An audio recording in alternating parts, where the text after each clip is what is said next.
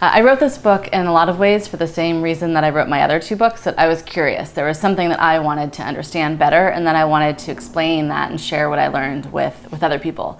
And so the question that I was exploring with this book is, after really exploring for almost 10 years the story of where our food comes from, what I was uncovering is that in addition to all of the environmental and social problems that I had uncovered about our industrial food system, there was sort of this other story, this kind of untold story of the connection between our global industrial food chain and the climate crisis. And so wanting to understand what that connection was, why it was there, what people are doing about it, what does that mean for global food security, what does that mean for the future of feeding ourselves, all of those questions were questions that I wanted to answer. And so it was really curiosity that started the book. I think part of the reason why people have trouble connecting our food to the climate crisis and wrapping their head around the fact that the food system is part of what's causing the climate crisis, is one of the major drivers behind greenhouse gas emissions, is that most of us actually don't think too much about the food system. I mean, and food system is just kind of a wonky term to talk about the story of our food, that most of us don't really think about and don't know about even how to figure out what is that story of our food. What are the ingredients in that loaf of bread that you see in the supermarket? Where do those ingredients come from? How are they made? How is the processing of that food? How is it packaged? Where did it get transported from? Where did all the ingredients get transported from? Who were the workers who grew the basic ingredients, and who are the workers who grew the chemical additives? I mean, all these questions are questions that most of us don't ask about our food, and that for a lot of reasons it's really hard for us to know those answers. The food industry kind of is banking on there being a veil between us and the truth about our food. And so I think all of these questions about the impact of our food system, not just on the climate crisis, but on our health, on our bodies, on workers' lives, all of these questions are questions that I don't think are getting asked as frequently as they should get asked. And I think they're questions that are hard to find answers to. When you think about where profit comes from in the food chain, it comes from what's called added value, which really just means processing and packaging and taking that, say that corn that you could take and convert into a sort of infinitesimal number of different products that you can sell for a lot more and make a lot of profit on. And so there's a lot of money at stake in getting us to kind of disconnect from the basic principles of good eating, which is cooking for ourselves and eating lots of whole foods and real food, and getting us to buy into this idea that we need to look elsewhere for our nutrition. We need to look elsewhere for our health. It's going to be bought in the store inside some package. And so this kind of disconnect between what we're being sold on that we need to eat and what is the best for our bodies and the best for the planet is a disconnect that I think many of us are trying to resolve, trying to show people that there's this kind of, as Eric Schlosser said, there's this kind of dark side of the all-American meal, and there is the positive story of really connecting to real food and connecting to the farmers that are growing your food.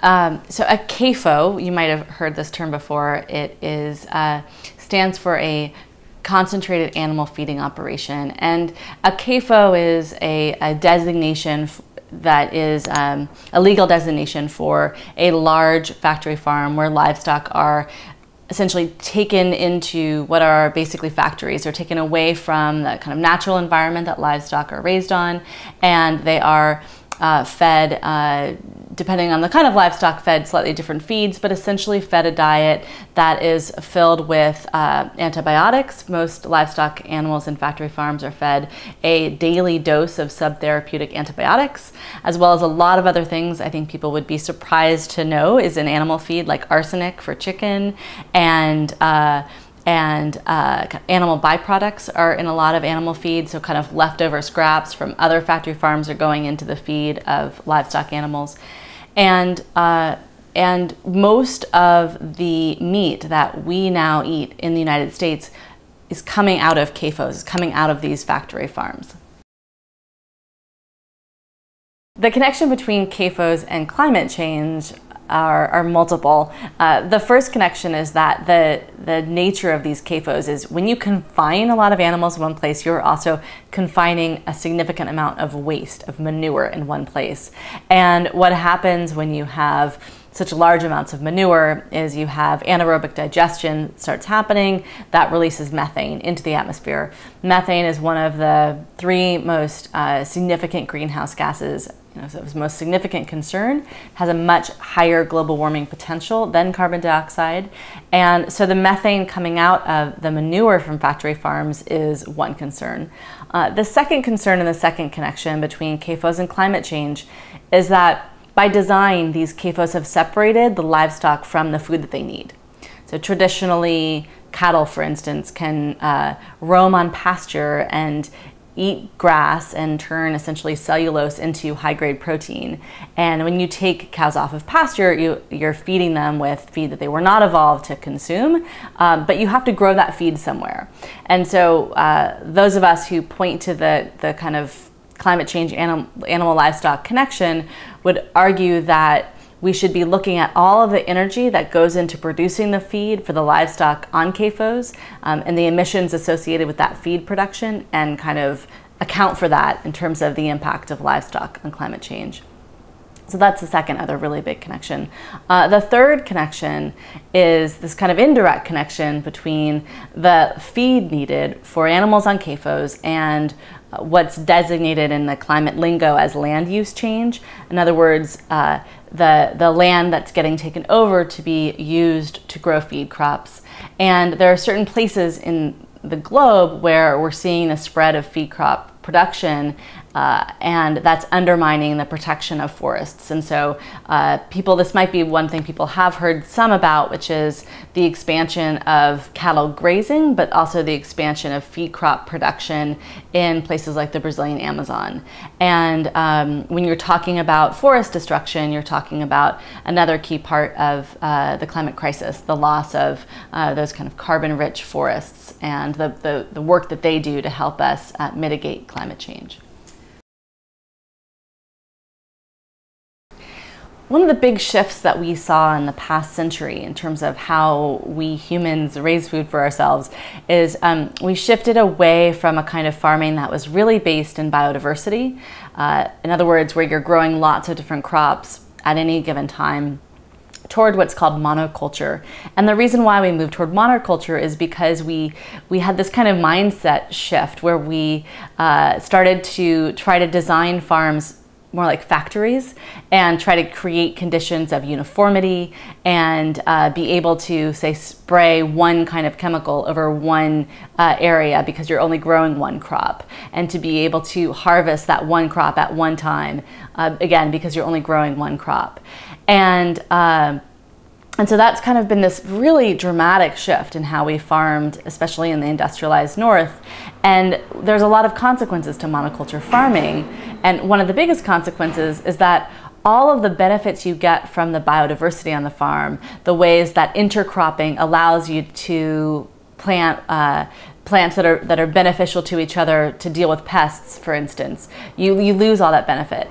So for instance, one of the ways that organic strawberry growers are able to grow delicious strawberries without having to use pesticides is that they intercrop. So they might plant rows of strawberries and then every so often plant a row of flowering plants that the pests are more attracted to than the strawberry plants, and sort of a, hey, look over here, come over to these flowers and don't bother the strawberry plants.